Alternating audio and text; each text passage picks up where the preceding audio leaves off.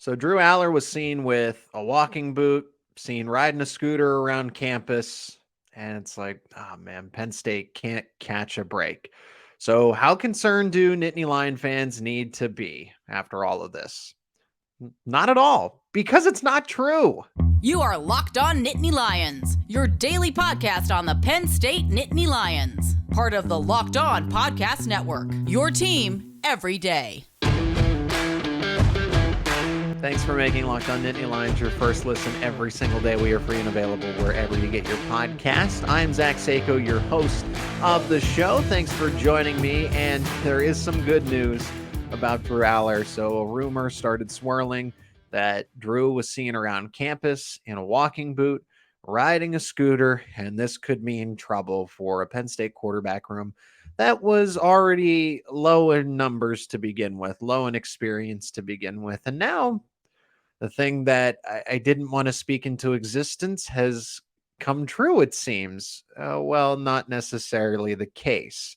I have some info that makes me feel better, and also that will make Nittany Lion fans feel better. And just pure fact from Penn State football. I think they put all the rumors to rest here. But in case you didn't see it, so Twitter's fun. Twitter is a fun place to go. And then the message boards lit up because a news report from an inside source said, a reliable source said that Penn State quarterback Drew Allar was seen in a walking boot, seen with a scooter on campus. Okay, so that can only mean that he got injured in a winter workout or something of the matter. Uh, I don't know about the scooter. There's a chance that he could have been in a walking boot as precaution for something. But at the end of the day, the consensus was from the Penn State media was that if anything was there, a walking boot, it was not of any concern because the people that had true inside sources were all saying that there's substance to it, but not anything to be concerned about. So all of these rumors were quickly put to bed. I heard that Drew Allar was present and participated at winter workouts. All right, so that's my inside source. So unless they were lying, there's that. But then on top of that, so you have the report that Drew's hurt. You have the report that he's at practice. So okay, that's both hearsay. But let's go to the evidence here, and I hope that everyone's watching on YouTube. If you're not, I still appreciate anybody that's listening to the audio version, the podcast version of this. So let's take a look at the evidence. Exhibit A is up on the screen, courtesy of Penn State football. So as you can see here, all the position groups went out to dinner, and there's the quarterbacks right there, front and center. And we got Mike Yursich all the way to the left, Beau Pribula in the left there as well. In the middle, Jackson Smolik. And, oh, that is Drew Allar on the right middle. And a couple things we don't notice here. One, the scooter. No scooter in sight. It's missing, but the scooter, a little obvious. But two, if you look real closely at either one of his shoes, there's no walking boot. Drew Allar, and you would think if he's going to go out to dinner that he would be in a walking boot if that is the case, but he can stand on his own 2 feet just fine. There's the evidence confirmed by Penn State football itself. That was via Facebook. I think they posted that to Instagram as well. All the position groups went out for a nice dinner. So I'm glad that Drew is okay. The more important thing is here that fans were right to be concerned. Okay. Yeah. Even if Beau Pribula went down, say Beau Pribula was the one, or even Jackson Smolik, say one of those guys were rumored to be in a walking boot, driving a scooter around campus, and things look bleak. Okay. This goes back to the point that I've been trying to make about the quarterback room as a whole.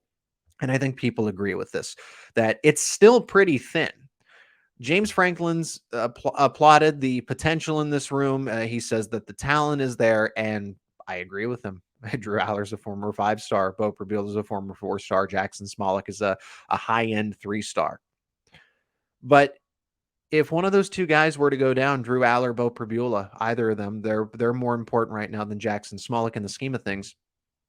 That has been my point all along, is that, and everyone said it correctly. Well, there goes playoff hopes. There goes national championship hopes, et cetera, et cetera. The comments were not too happy about it.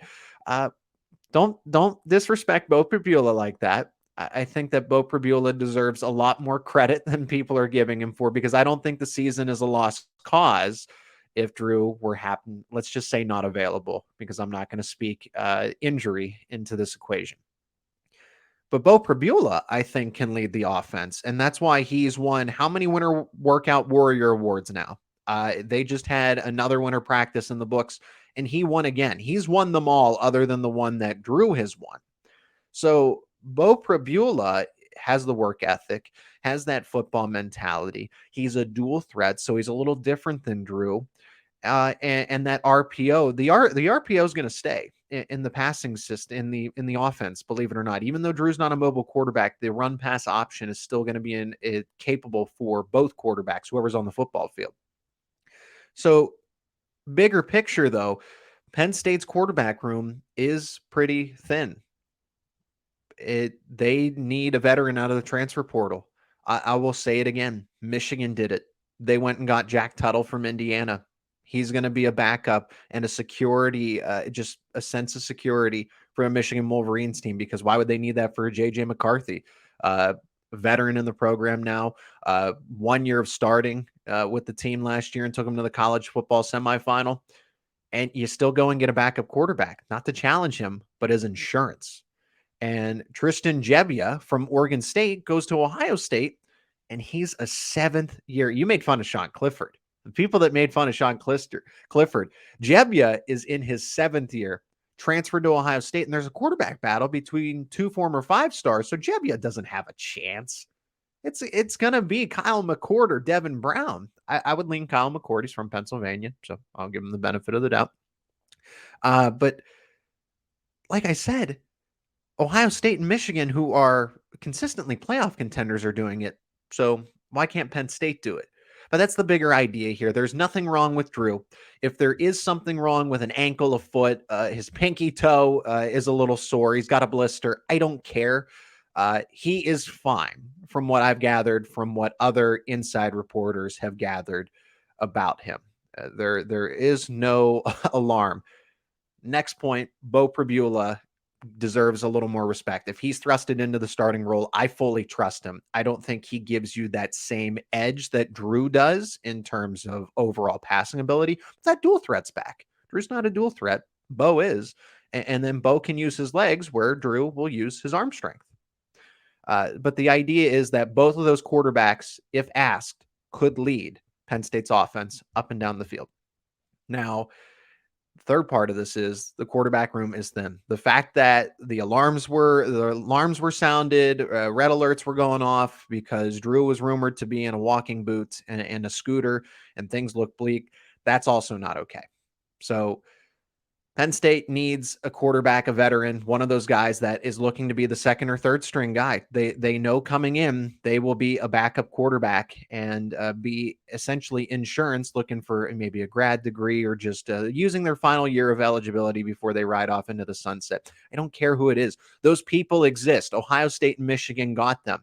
It would make sense that at college, it wouldn't exist. But I think with the transfer portal, NIL, it now does exist, where some older quarterbacks know that their playing days are over, but they can still make a team and they can be a quality backup and a mentor. I don't think Penn State needs as much mentorship. That's what Sean Clifford did this past season, but somebody that can definitely be an option if the worst case scenario were to happen here.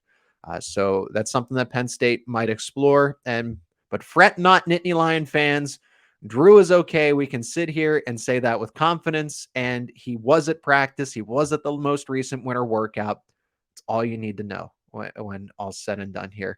And we got Penn State men's basketball on the horizon. They take on the Ohio State Buckeyes in a must-win. It is truly a must-win situation for Penn State if they want to get back into the NCAA tournament conversation. And I cross it over with Jay Stevens of Locked On Buckeyes. That is coming up next. Today's episode is sponsored by FanDuel. The midway point of the NBA season is here, and now is the perfect time to download FanDuel, America's #1 sportsbook, because new customers get a no-sweat first bet up to $1,000. That's bonus bets back if your first bet does not win. Just download the FanDuel Sportsbook app. It's safe, secure, super easy to use, and then you can bet on all your favorite NBA bets like core markets, the spread, the money line, the total, player props, points, rebounds, assists, etc., and so many other exclusive bets like the 2x3, two three-pointers scored in the first 3 minutes. Plus, FanDuel even lets you combine your bets for a chance at a bigger payout with a same-game parlay. So don't miss your chance to get your no-sweat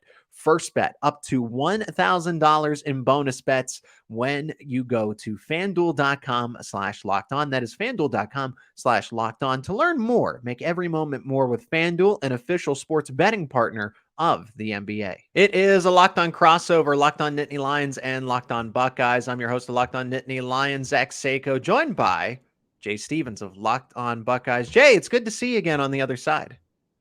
Yeah, Zach, it's good to be back. Good to be talking Buckeye sports. The basketball season is not going as people thought it would, but I'm just glad to talk ball. I'm glad to be here with you today. Yeah, and there's another show that does that as well when it comes to college basketball, and that's Locked On College Basketball. Fitting name, everything you need to know about college basketball in one place. Plus, you get to hear from big-name experts, insiders, players, and coaches. That is Locked On College Basketball. Available on YouTube and wherever you get your podcasts, like both of our shows here, Locked On Nittany Lions and Locked On Buckeyes. Subscribe to both shows if you haven't already. So Penn State's taking on the Ohio State Buckeyes for Thursday, February 23rd, and that's going to be out in Columbus. It is a 6:30 tip, and it's going to be on Fox Sports 1 for anyone that can't make the game. Jay, are you going to the game? No, I will not be there. It will probably be for my best interest to not watch this team in person. Now, I'm being sarcastic when I say that. I would love to be there, honestly, because these guys, when they play well together, they're a good basketball team, but it's been a long time since we have seen that version of Buckeye basketball in this season. Yeah, and that's honestly what I want to start off with first, because Ohio State's a team that I know they've gone through the gauntlet of the Big Ten. They've lost 8 in a row. They're 3-13. They're really, in terms of record, aren't all that much better than Minnesota in conference, but they're 11-16. Ken Pom likes them. The net rankings like them. The RPI likes them. And if you open up ESPN right now, they're giving Ohio State roughly a 70% chance of winning. If they play 100 games, Penn State and Ohio State in Columbus, Ohio State wins 70 of them. That's what they're saying here. Let's bring it down. How about 7 out of 10? Because 100 games is a little rough. But that's what they're saying, is that Ohio State wins 70% of the time. So do you buy into that stat? What ultimately has gone wrong with the Buckeyes here? For those of you watching on YouTube, you saw my eyes get big when Zach was reading off that number with the Buckeyes winning 70% of the time or the games if these two teams played 100 times. I don't believe that.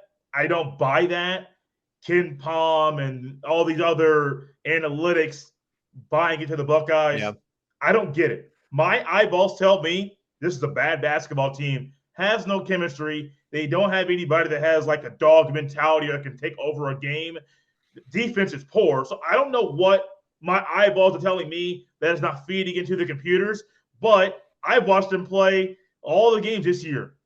Started off great. I'm not going to say the injuries were the part that messed them up. I think that them having so many freshmen and that needed to play big minutes, that was a problem because Big Ten play is tough. It's tough playing all these schools night in, night out. And I think that was a big problem, was that once they got into the Big Ten schedule and they started to get punched in the mouth, figuratively speaking, not literally, the Buckeyes didn't have an answer. Yeah, I know that. I mean, at least my takeaway from it is that Zed Key is very important to this group, because if you look back at the beginning of the season, sure, they lost some games. Let's, take a North Carolina, for example, but this was a team that started out 10-3, I think. Mm-hmm. Yeah, this was a 10-3 team as they started. And then Zed Key gets hurt in that first Purdue game, and they still take him down to the wire. That was 71-69. And then ever since, even though he's come back and he's played on and off, he hasn't been 100%. So, Jay, put it into perspective for the viewers and the listeners, just how important Zed Key is to this group when he's 100%. He's huge, man. And you mentioned a 10-3 start.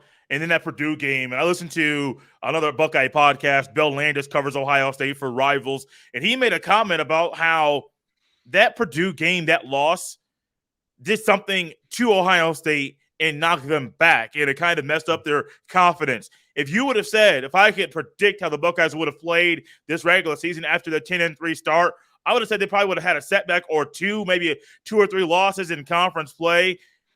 And honestly, they would have been looking at a bye in the Big Ten Conference Tournament, maybe a double bye, and ultimately being a team that's a force and that can compete for the Big Ten Conference Tournament championship. That's not the case. Zed Key's injury, shoulder injury, had an ankle injury, tweaked that later in the season. His injury is huge because when they can go inside to him consistently and feed the rock inside, let him do work down on the block, either left block or right block, it opens things up for guys like a Bryce Sensabaugh or a Sean McNeil or Tanner Holden off the bench or Roddy Gale Jr. from off the bench. It opens things up for everybody. And I say all that to say this, he's not playing in this game against Penn State. He's out for the season.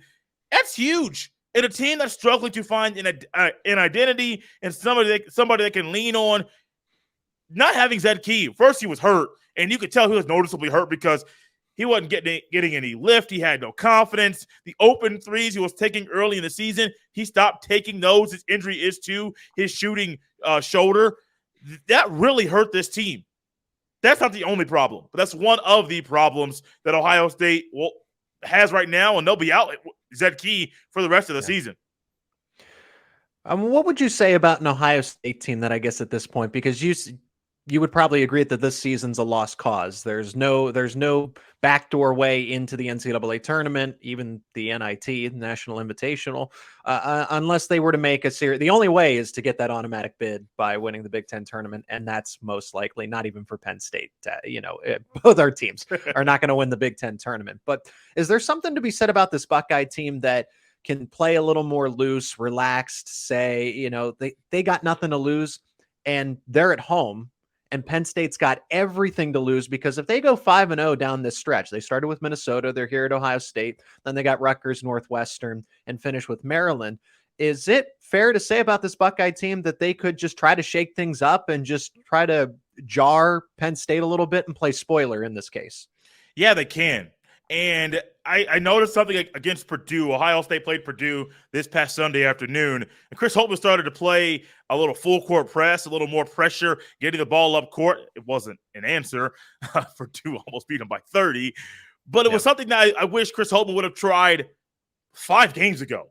And it's not a number to exaggerate. No, literally 5 games ago, maybe even 10 games ago. Change things up. I think Chris Holtmann realizes his guys aren't good on defense. And so when you're not good on defense, you don't try to do the whole full court press thing all the time because it may lead to easier baskets for the opposition. But you got to change something up on both ends of the court. But yeah, Bryce Sensabaugh. I wonder if Tanner Holden, a transfer from Wright State, ultimately gets some more run in this game and he somehow comes out with 20 points. Now, if that happens, that's a question mark for Chris Holtmann. He's going to have to answer in the postgame. It's like, why have you not played him more? Like, these are real, legitimate things people are going to ask in the postgame because Ohio State media that cover the basketball team, they're as confused as you are, confused as I am, because with all the talent on this team, there's no reason this team should only have 3 wins in conference play.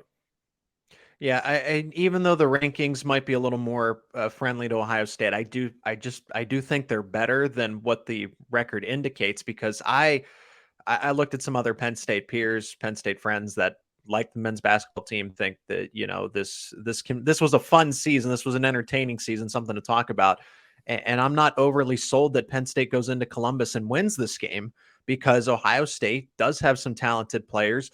Penn State, they've shown against teams when there is that star player like a Bryce Sensabaugh that they just don't do as well, and they're just not good on the road. They have 2 wins on the road. Penn State's just not a road team.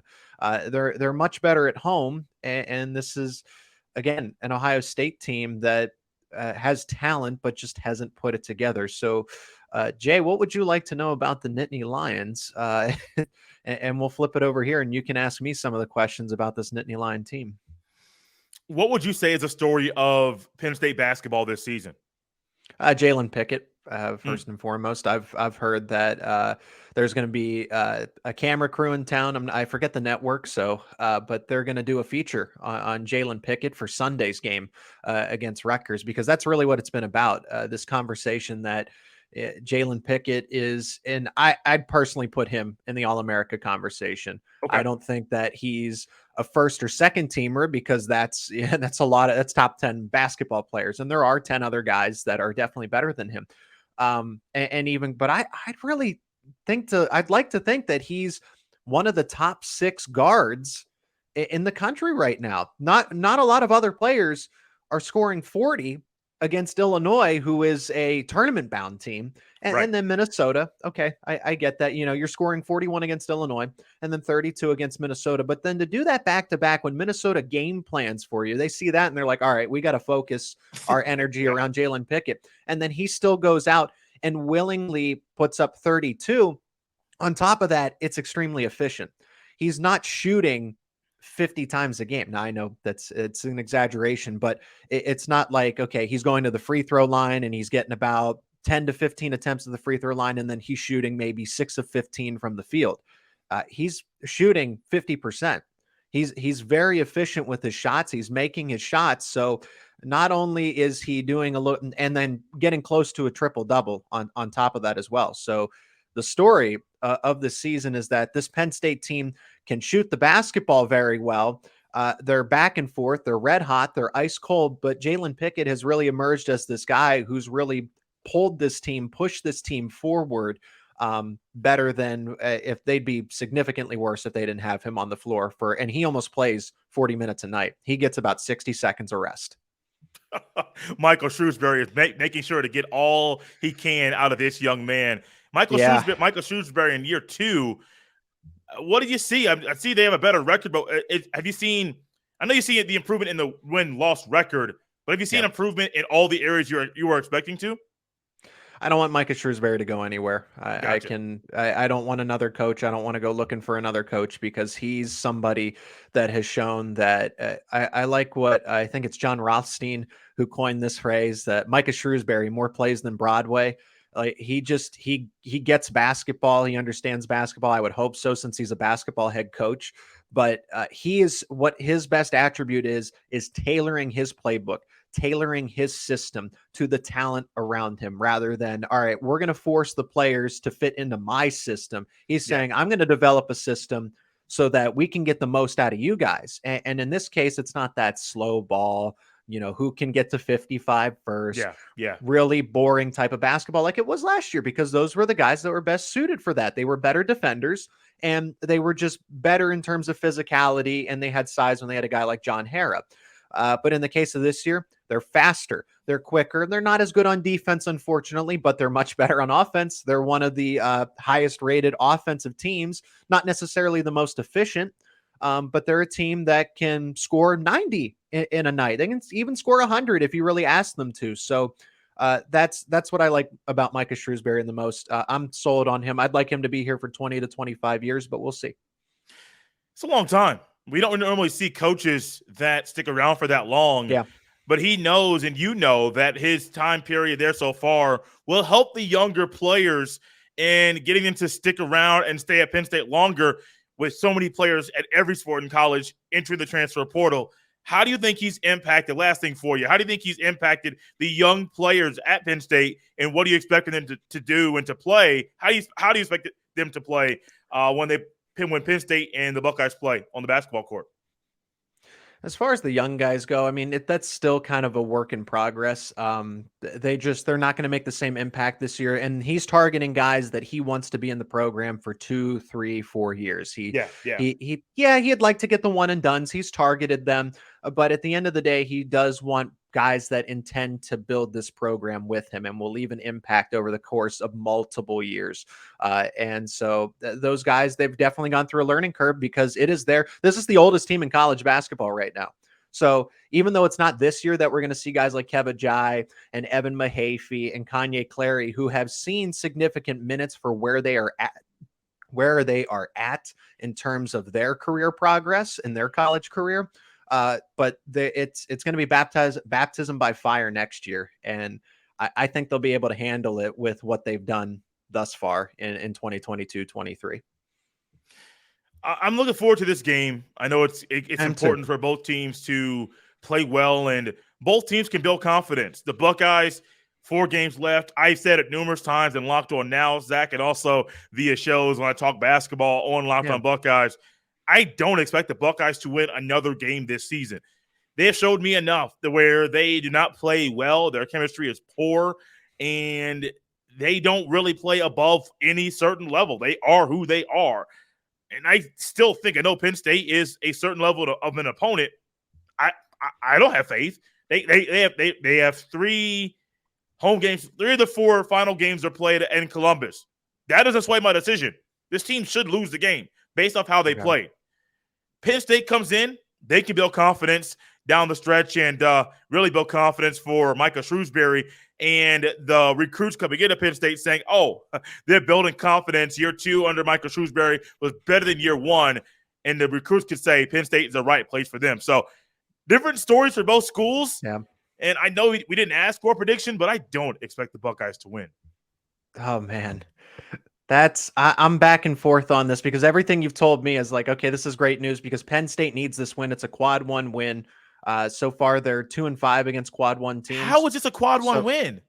Top 75 team according to the net. According to the net, Ohio State is a top 75 team, and this is a road game. So yeah, true. It fits in. So Penn State really needs this game. If they lose this one, they have 3 more opportunities, but then that is every game becomes a must win. So I just don't like the scenario where Penn State has so much to lose because if they don't win this game, that's probably the ugliest of the potential losses remaining on the schedule. So, and I just like, especially in college athletics, Jay, I like teams that have nothing to play for and they can play spoiler. It's because they're still kids at heart. You know, and it shows up in the pros too, but I will continually say this. It's those teams that can be the bull in the china shop, shake things up, and Penn State's got to carry that glass can around, whatever have you, that metaphor that I want to build. They're carrying it. And so they're going to play timid. And I don't know. I think Ohio, and there's still that, you know, even though Ohio State, Penn State, they're not really rivals, but I mean, I look forward to the series just about in any sport when it comes to these 2 schools. So, and Penn State's not good on the road. So I don't know that I like the Nittany Lions in this case either. Both teams will lose. How about that? Yeah. How about that?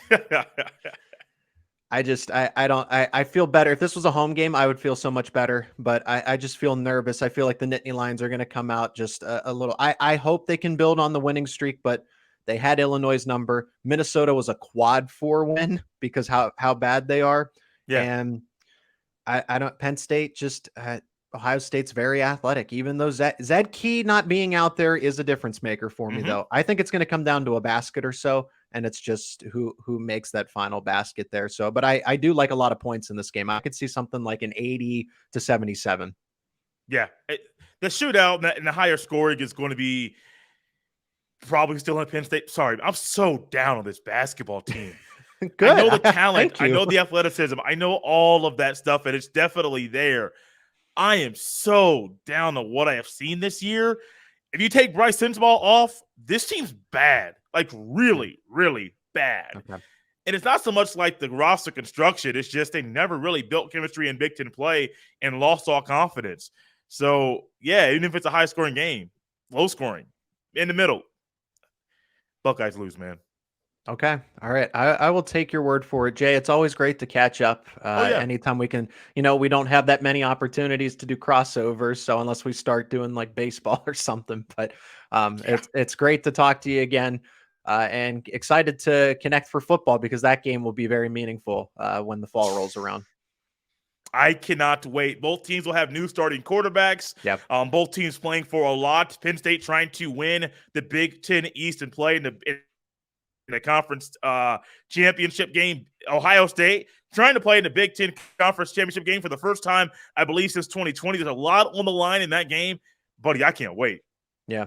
It'll be a long time waiting, but can't wait to connect with you that time. Jay, thanks for your time again, as always. It was great to cross it over here. Always fun, Zach.